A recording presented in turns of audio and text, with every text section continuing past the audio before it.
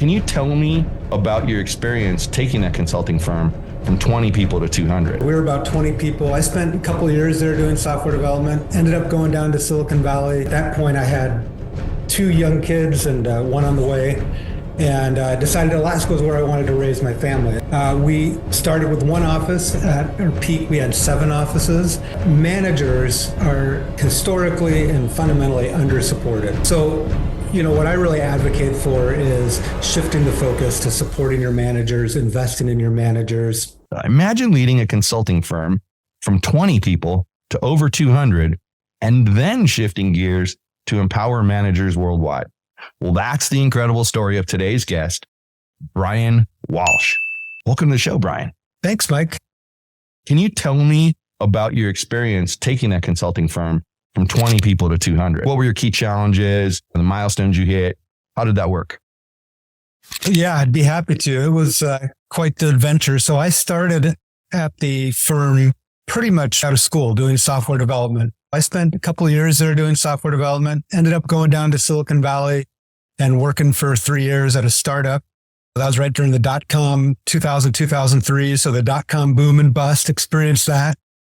And decided that Alaska, I'm from Anchorage, Alaska. That's where I was born and raised. At that point, I had 2 young kids and 1 on the way. And I decided Alaska was where I wanted to raise my family. And so we came back here, and Alaska is a really unique environment in that we get a lot of kind of outsized opportunities. So as our consulting firm consulting firms are based on people, and we had some really good people, and it kept growing. And it was a wonderful opportunity because as we grew, you just got an opportunity to do whatever was needed. I started helping out with recruiting, and that kind of kept spooling up. And so I ended up leading recruiting for most of the time I was there. We started with 1 office. At our peak, we had 7 offices.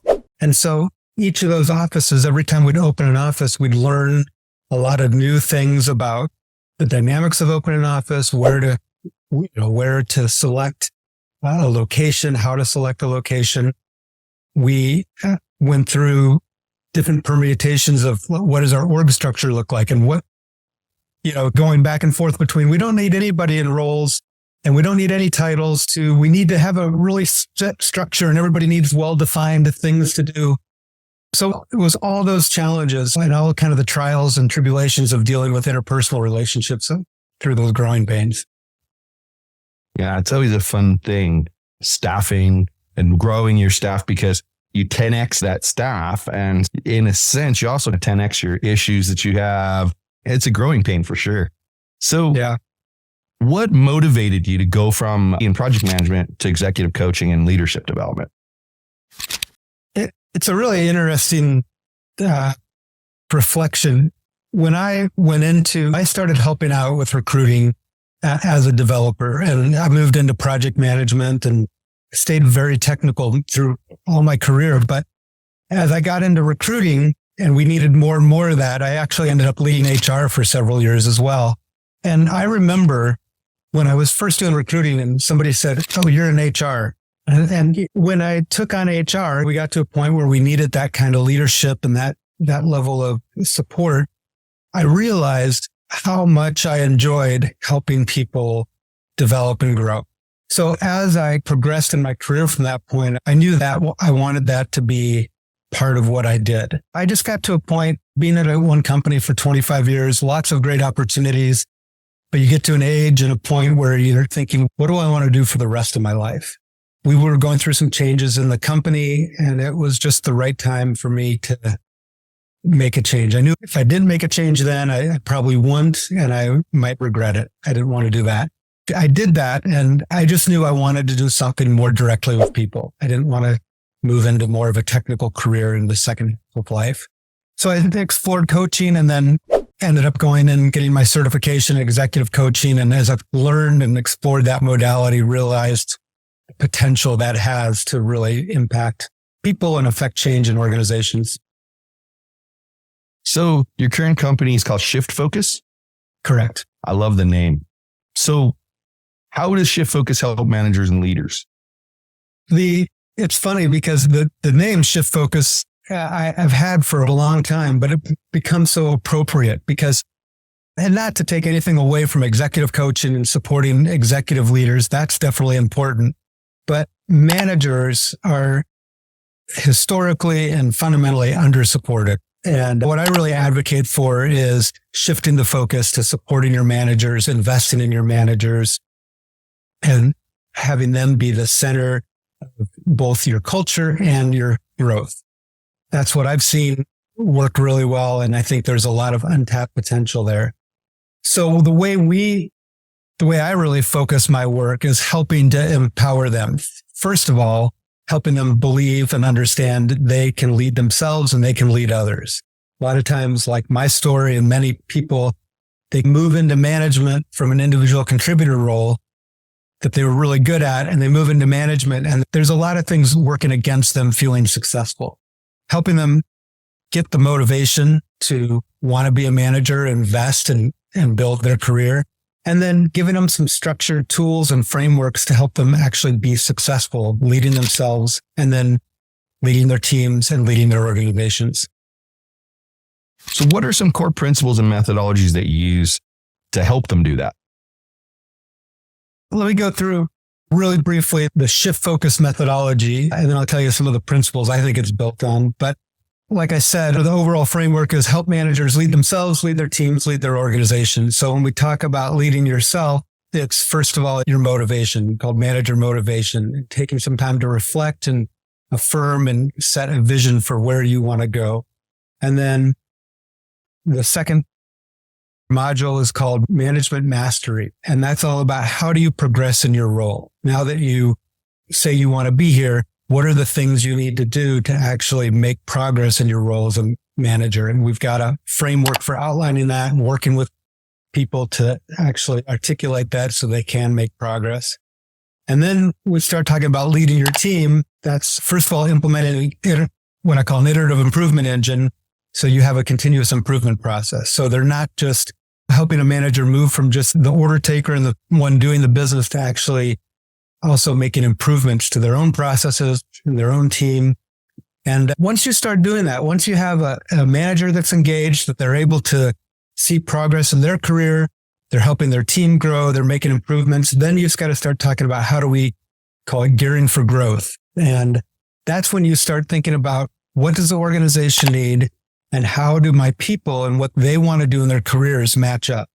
And that's where a manager's role is so critical, is helping the employees be successful, but also helping the organization achieve their goals. And so that's what we call a modular management method.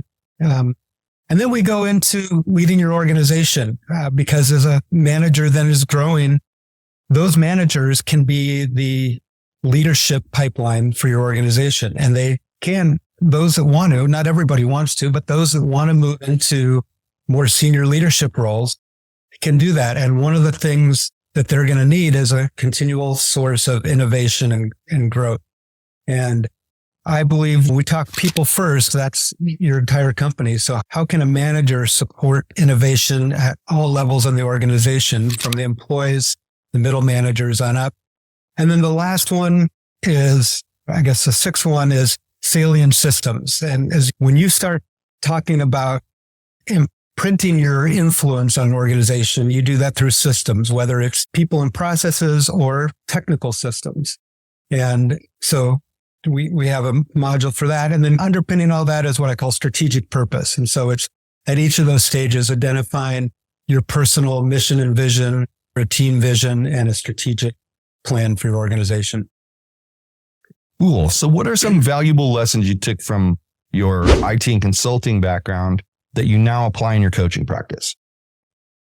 If I look back and as I develop these things and I work with clients, the number one thing that keeps showing up that is 100% from software development is just approaching everything with an iterative methodology, an iterative approach. I came up from the time when I was doing software development. When I started, it was all waterfall and extreme programming got introduced, and the advent of Scrum and agile methodologies. And that kind of became the general way we do things. And it made so much sense. And it works in our personal lives and in our management philosophies as well. If you can take a more iterative approach, it reduces the impact of the actions you take and the decisions you make. It allows you to learn. It allows you to build momentum. I think you go further, eventually faster. So that's the biggest one, is use an iterative methodology.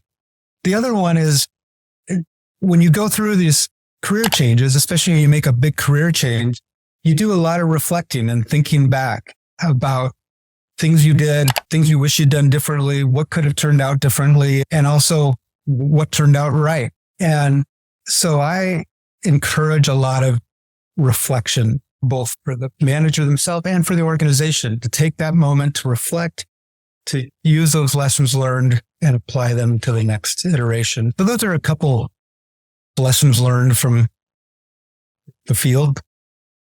No, the iterative process, it sounds like we came through around the same time, because I can remember the advent of Agile and having to deal with it. It always makes me chuckle, because people think that when I go to deal with clients who have a big IT staff, I'm always told, oh, you have to come to our Scrum meeting. And 98% of the people there don't understand a thing. I work with NetSuite ERP. So most of the people don't understand what the heck I'm doing anyway.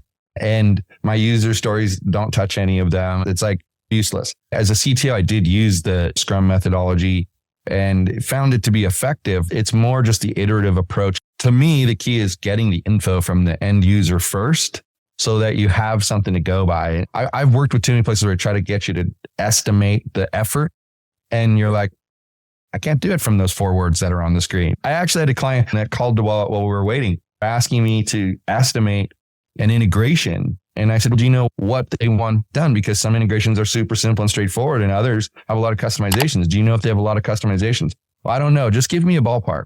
And I said, it could be anywhere from 50 hours to 500 hours. I don't know. And so he said, oh, I get it. Yeah. And he moved on. So let's talk about something a little more interesting, like dive a little deeper and maybe have a little bit of fun when we do it. So imagine that your journey in leadership development is a movie. What would the title be, and who would play you? No, I think Matthew McConaughey would play me, because Nice. we look so similar, right? And what would the title be? How Work Saved My Life.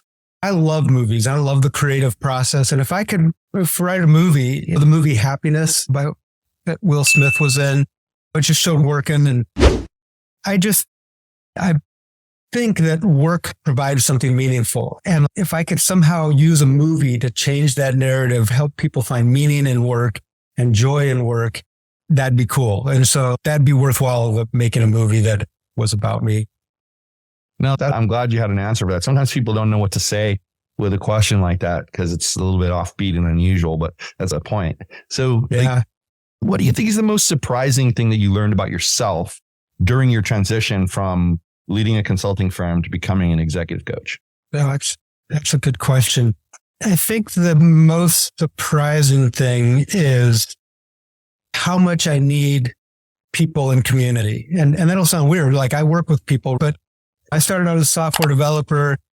I'm somewhat of an introvert, and I develop these things. I like working with people, but I've really realized over the last couple months, now that I'm a couple years into this, that I need to be more deliberate about building a community, especially as a solopreneur, and just trying to identify what those connections and what those relationships look like. And even what you're doing when you said, we're trying to build a community, it's appreciating more of those circles just that you can get involved with. And so that's the thing that's been surprising in my recent bank of like how much we need connections and relationships. Yeah, no, that's actually a good thing. I call it being intentional about stuff like that. So it's easy to say, I need a community, or I need a group of people that I need to keep around me.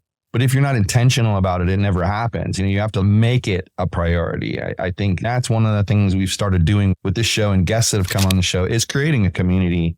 I'm actually even thinking about creating like a formal actual community space where you guys can come and exchange ideas, because I'm finding that the more, I think you're about the 83rd or 84th person that I've interviewed on the show, and you start to develop this person needs help with HR. I know multiple people that can help them with that. And I had a leadership expert. He used to be a D1 football coach. And I actually had a friend that their daughter was looking at 2 different D1 softball programs and didn't know which one to take. He helped them. I just reached out to him and I asked him. And one of the things I tell people when I reach out is, if you don't have the time or you're uncomfortable, just say no. It's fine. It's not going to hurt anybody's feelings. But if you can help, it would be great.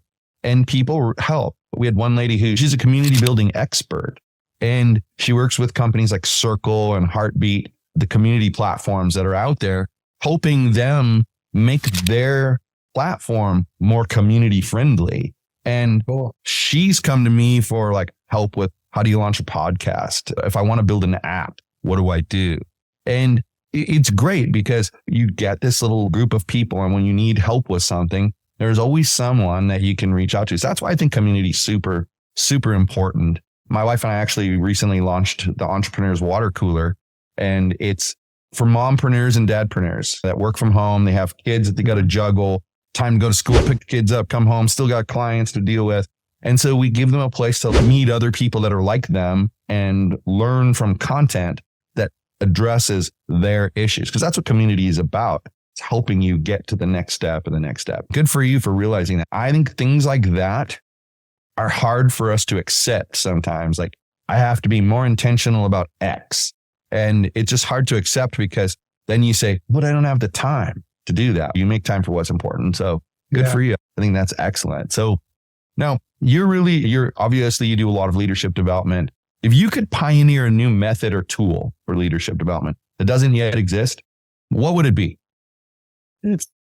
I don't know that anything I would have would be pioneering, but you talk about these principles like iteration, reflection, and then I'd say the other one is taking action, like putting things in place. And my pioneering leadership development would be like, I don't want to use the word boot camp. It would be like putting into practice, learning over and over. It's all about doing.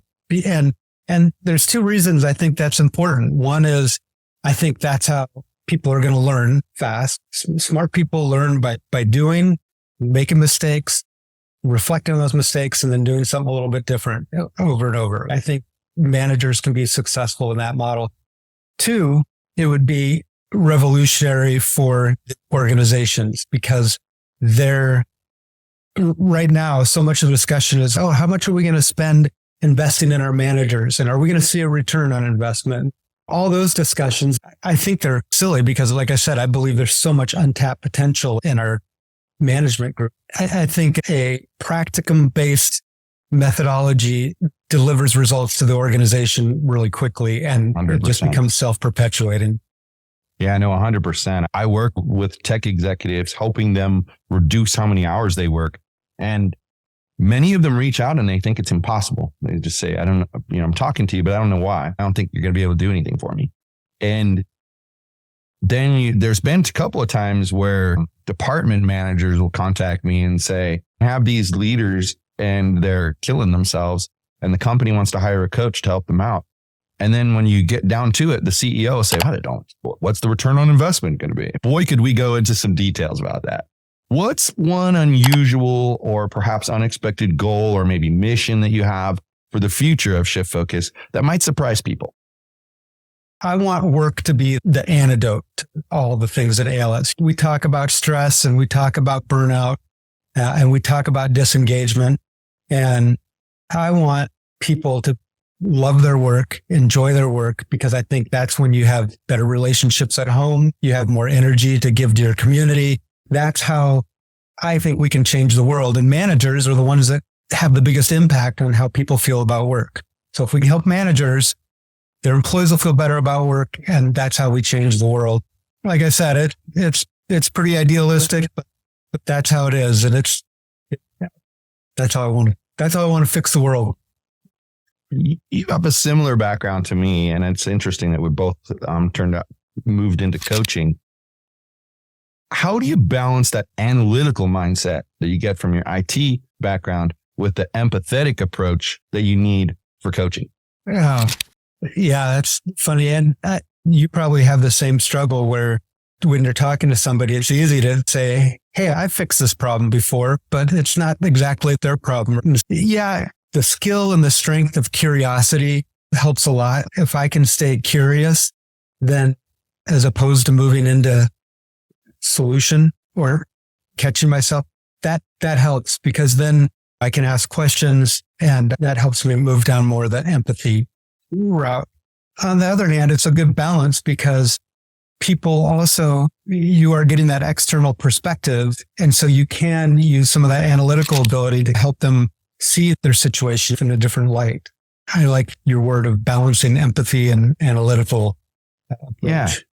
And you're right. Like, it is a struggle I have too, because for one thing, we're both men. And so we have that want to solve the problem attitude right away. It's built in, it's in the DNA. And I have that as a coach, as like a therapist. We have to like guide them towards the solution so that they learn it themselves and they internalize it.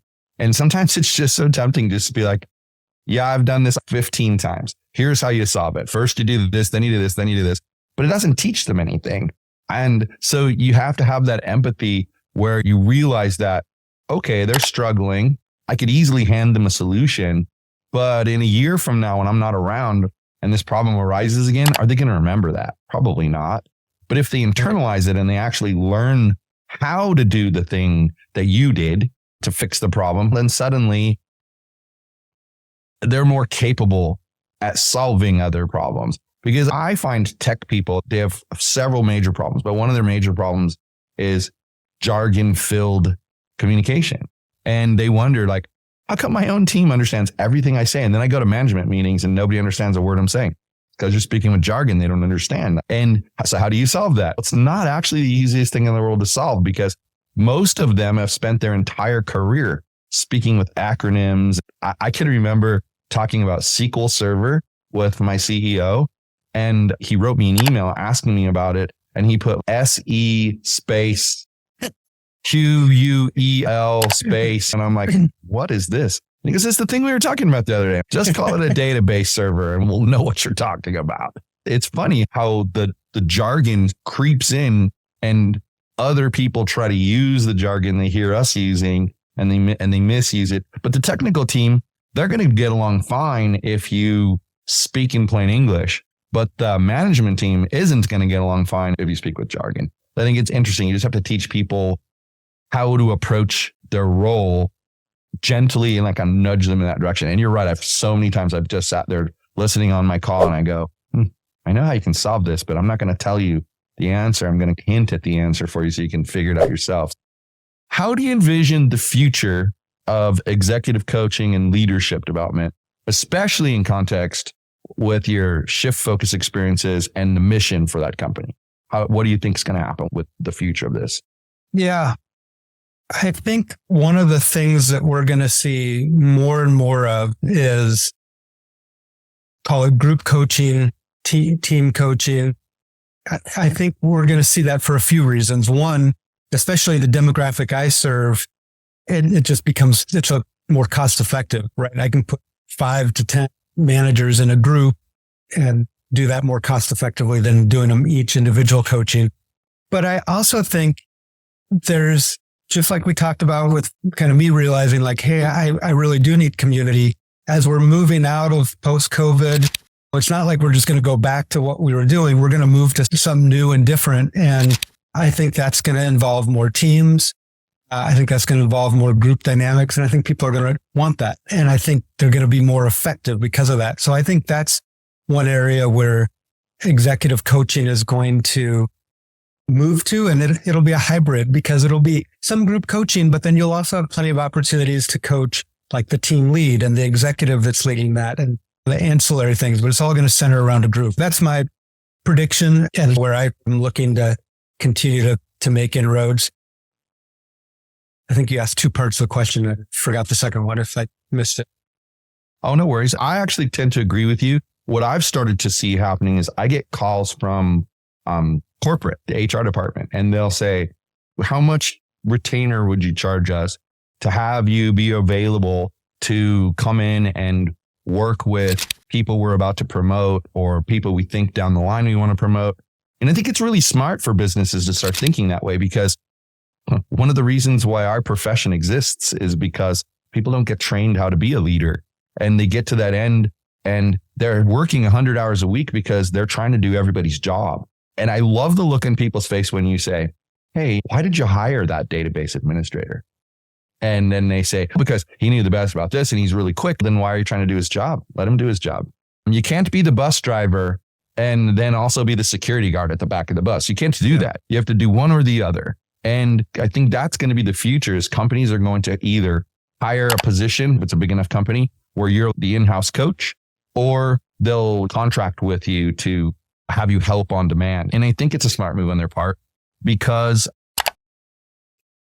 leadership training just doesn't work the way it should. And I think it comes back to being intentional. They're not as intentional about it as they should be. It's more of an afterthought. Oh, let's teach this guy how to lead a team. It might be too late. So I think that's where it's going to go. And I think our profession, which maybe 4 or 5 years ago was looked down upon, is not going to be looked down upon anymore. I think people will I've actually heard people call it a scam. And I say, I don't understand what's scammy about giving people results. I think you've probably experienced, I think people that experience coaching see the benefits. Yeah. I like to tell people I went through a divorce. And when I was going through the divorce, I was smart enough to go get counseling.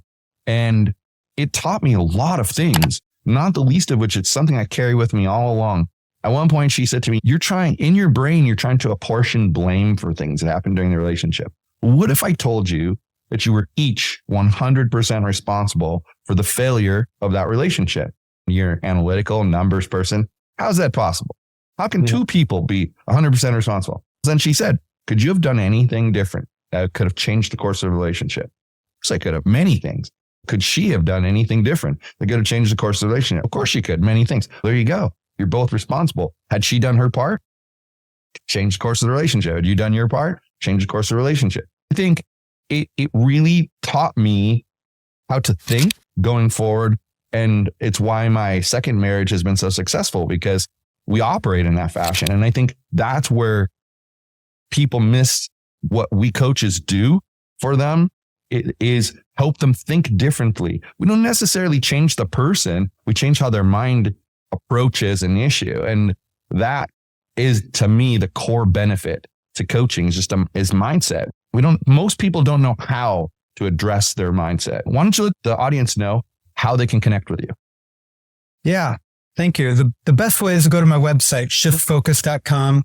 If you want to talk more about any of the things I brought up today, bottom of the page, I do a weekly email. I call it Simple Sundays.